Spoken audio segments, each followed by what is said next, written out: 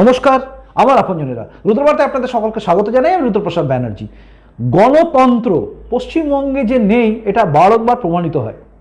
আজ যেভাবে বিজেপি কর্মীর মৃতদেহ নিয়ে এই রাজ্যে ধুন্ধুমার কাণ্ড ঘটে গেল সেটা কিন্তু ভাবা যায় না। মৃতদেহটা আমাদের বলে দাবি করে ফেললেন অতীন ঘোষ এবং তিনি এসে তার দলবল নিয়ে যেভাবে হামলে পড়লেন এবং যেভাবে মৃতদেহকে কেড়ে নেওয়ার চেষ্টা হলো এবং পুলিশ যে কায়দায় কেড়ে নিয়ে গেলেন সেটা কিন্তু বর্বরচিত। এতে ধাক্কা খেয়েছেন, আঘাত পেয়েছেন। একদম যে মারা গেছে বিজেপি কর্মী অর্জুন চৌরসিয়া, তার দাদি অর্থাৎ দিদিমা এবং মা, বাড়ির লোকজন শোকে পাথর হয়ে গেছে। এক তো ছেলেটা মারা গেছে, তারপর পুলিশের এরকম কেড়ে হিঁচড়ে নিয়ে যাওয়া, এই সব নিয়ে একটা অন্য পরিস্থিতি তৈরি হয়ে গেছে রাজ্যেতে। এরই মধ্যে আজকে রাজ্যে যেহেতু রয়েছেন কেন্দ্রীয় স্বরাষ্ট্রমন্ত্রী, তিনি কিন্তু সঙ্গে সঙ্গে পৌঁছে গেছেন।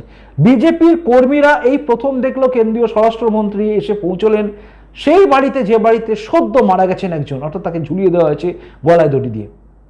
দেখুন, কিছুক্ষণ আগে পর্যন্ত প্রত্যেকটা মানুষের মনের মধ্যে ছিল যে এই আত্মহত্যা করেছে নাকি গলায় দড়ি দিয়ে ঝুলিয়ে দিয়েছে, কিন্তু পরিস্থিতি যেদিকে গেল, অর্থাৎ এই মৃতদেহকে নিয়ে যা হলো, তাতে একটা জিনিস পরিষ্কার মানুষের মধ্যে সন্দেহ এসে যাচ্ছে যে আদৌ এটা আত্মহত্যা নাকি সত্যি সত্যি খুন করে ঝুলিয়ে দেওয়া হয়েছে।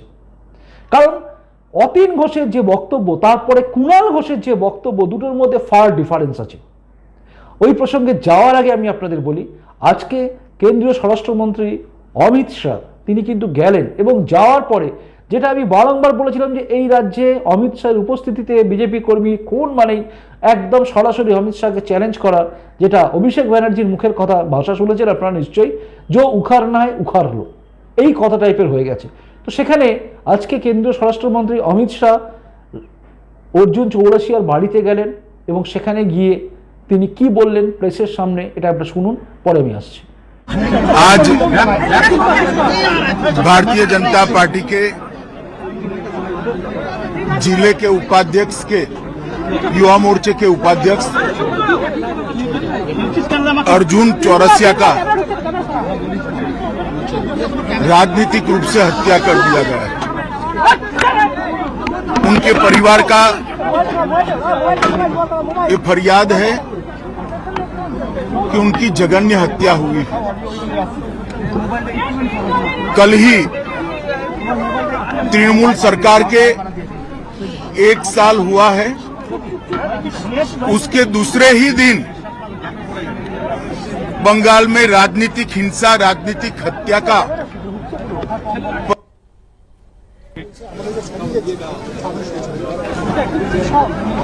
पूरे बंगाल में जहां पर भी जाते हैं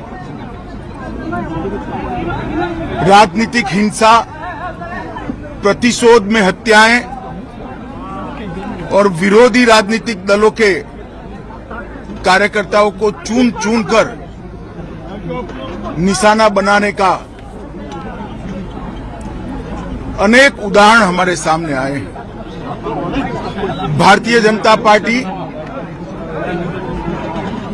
अर्जुन की हत्या की, चौरसिया की हत्या की घोर निंदा कर रही है और हम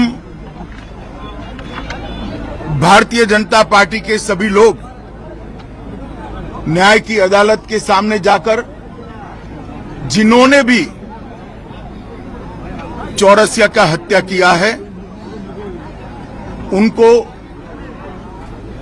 इस जघन्य हत्या का कड़ी से कड़ी सजा मिले वो सुनिश्चित करेंगे। मैं आज पूरे बंगाल की जनता को ये बताना चाहता हूं कि इसी के खिलाफ भारतीय जनता पार्टी लड़ रही है। बंगाल के अंदर विरोधियों की आवाज को कुचल देना, हिंसा और हत्याओं से डराने का प्रयास करना पहले कम्युनिस्ट शासन में और अब उससे बढ़ चढ़कर तृणमूल कांग्रेस के शासन में हुआ है। मैं पीड़ित परिवार से मिला हूं। पीड़ित परिवार की चौरसिया की दादी को भी नहीं बख्शा गया, उनको भी मारा गया। उनके कहने के हिसाब से जोर जबरदस्ती चौरसिया के मृतदेह को परिवार से छीना गया है। भारतीय जनता पार्टी के कार्यकर्ता अदालत के सामने गए हैं कि इसका वीडियोग्राफी के साथ पैनल पोस्टमार्टम हो और इसकी जांच सीबीआई को सौंपनी चाहिए। अनेक चुनाव के बाद अनेक हत्याओं का सिलसिला थमता नहीं है। कल 1 साल समाप्त होने के बाद जैसे संदेश दे रहे हैं कि हम रुकने वाले नहीं हैं। भारतीय जनता पार्टी हिंसा की राजनीति में ना विश्वास करती है, ना हिंसा की राजनीति से डरती है। हम कानून की अदालत में इतना सुनिश्चित करेंगे कि चौरसिया के हत्यारों को कड़ी से कड़ी सजा दे। जिन्होंने भी ये कांड किया है उन सबको अदालत के कटघरे में खड़े करेंगे। डर का माहौल पैदा करने के लिए स्वाभाविक रूप से डर का माहौल पैदा करने की साजिश भी है और प्रयास भी है। पहले ह्यूमन राइट कमीशन, अनुसूचित जाति के कमीशन और महिला आयोग ने इस बात को कोर्ट के सामने रखा था। शायद 1 साल के कम अंतराल में देश के किसी भी प्रांत में इतने ज्यादा केस सीबीआई को सुपुर्द नहीं किए होंगे जितना बंगाल सरकार से केस लेकर हाईकोर्ट ने सीबीआई को दिया है। यही बताता है कि कोर्ट को यहाँ की कानून और व्यवस्था और पुलिस पर भरोसा नहीं रहा।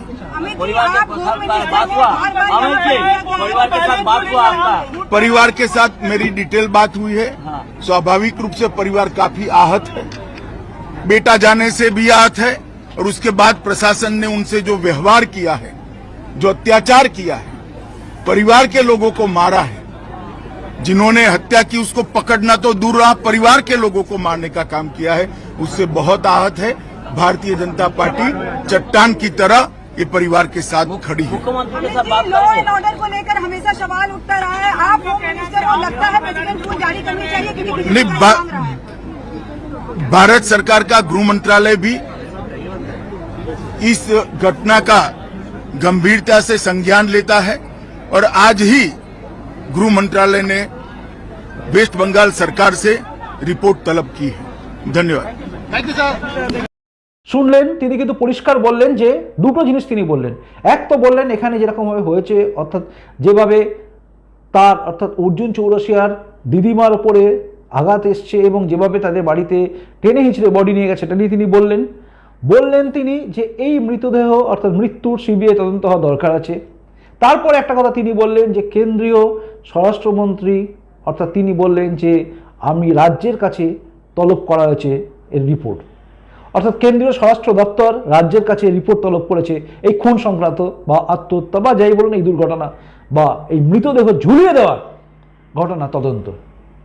এই রিপোর্টে কি দেবেন পশ্চিমবঙ্গের মুখ্যমন্ত্রী এবং তাদের সরকার কি দেবে জানি না, কিন্তু একটা জিনিস পরিষ্কার, কুণাল ঘোষ কিন্তু আবারও চিৎকার করে বলে দিয়েছেন তৃণমূলের মুখপাত্র, যদি পারেন তো 356 করে দেখান, চ্যালেঞ্জ করছি, দুয়ে মুচে সাপ হয়ে যাবে বিজেপি। যদিও তিনি এই বলে তৃণমূল সরকারের পতনটাই চাইছেন বলে আমার মনে হয়েছে, কারণ তিনি খুব সুচতুরভাবে যেভাবে শকুনি, মহাভারতে শকুনি জানেন পাণ্ডবদের সঙ্গে ছিলেন না, ছিলেন কৌরবদের সঙ্গে, কিন্তু তিনি কৌরব বংশকে ধ্বংস করেছেন। একইভাবে কুণাল ঘোষের মতো মানুষ কিন্তু একই কাজটাই করছে বলে অনেক রাজনীতি মহলের লোকেরা বলছেন, কারণ তিনি ঠিক সেটাই বলেছেন যেটা সবাই চাইছে, যে সাহস থাকলে করে দেখাও, আর করে দেখালেই শেষ তৃণমূল। এটা বাস্তব সত্যি, কারণ মানুষ অত্যাচারে অতিষ্ঠ হয়ে গেছে। এইভাবে মায়ের কোল থেকে একটা করে যদি ছেলে হারিয়ে যায় তাহলে কিন্তু ভয়ঙ্কর ব্যাপার। অমিত শাহের উপস্থিতি কিন্তু একটা জিনিস প্রমাণ করছে, অমিত শাহ চাইছেন, এবার দেখলেন, চোখের সামনে দেখলেন, অর্থাৎ তার সফরের মধ্যেই হয়ে গেল। এটা তার কাছে কিন্তু একটা প্রেস্টিজ ফাইটও বটে। এই রাজ্যে এর মানে এই মৃত্যুর পরে যে ঘটনাটা ঘটেছে সেটা কিন্তু প্রমাণ করে দেয় এই রাজ্যে হিংসা কতটা আছে।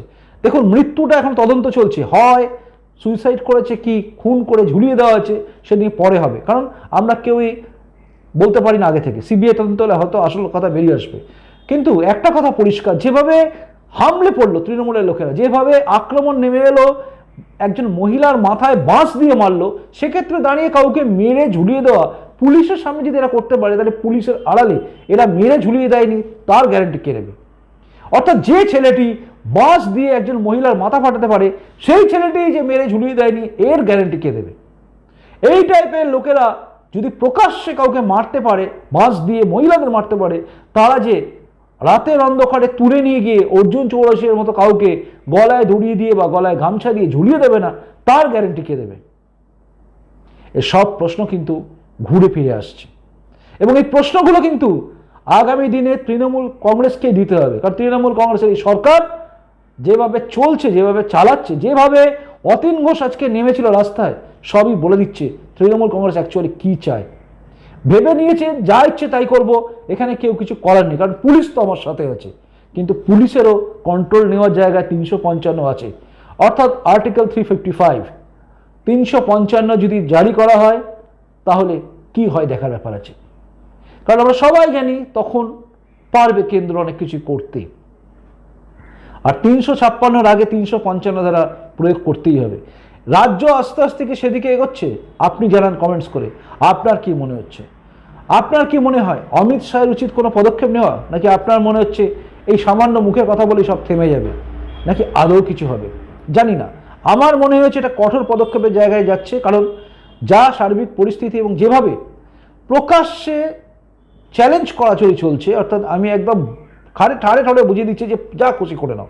অর্থাৎ কুণাল ঘোষের কথা, যে সাহস থাকলে, ক্ষমতা থাকলে, কি রাজ্যপাল তো রয়েছেই, দালাল অমুক তমুক যাতা কথা বলছেন আর কি, যা ইচ্ছে তাই ভাষা ব্যবহার করছেন কুণাল ঘোষ রাজ্যপাল সম্বন্ধে। তো তিনি বলছেন এবং বলার পরে বলছেন ক্ষমতা থাকলে রাষ্ট্রপতি তাদের একদম রাষ্ট্রপতির সাথে জয়েন করে দেখান না। অর্থাৎ সেই দিকে যাচ্ছে কিনা, নাকি আদৌ কিছু হবে না? আপনারা কমেন্টস করে জানাবেন। আমার মনে হচ্ছে বিষয়টা সামনে আনা দরকার আছে, তাই আনলাম। যুক্তি যদি মনে হয় যুক্তি গ্রাহ্য, তাহলে কমেন্টস করে জানাবেন। আসি এখনকার মতো ভালো থাকুন, সুস্থ থাকুন, দেখতে থাকুন রুদ্রবার্তা। সব সময় খেয়াল রাখুন রুদ্রবার্তায় প্রতি মুহূর্তেই নতুন কিছু থাকলেই আসবে। নমস্কার, বন্দে মাতরম, ভারত মাতা জয় হোক, জয় হিন্দ।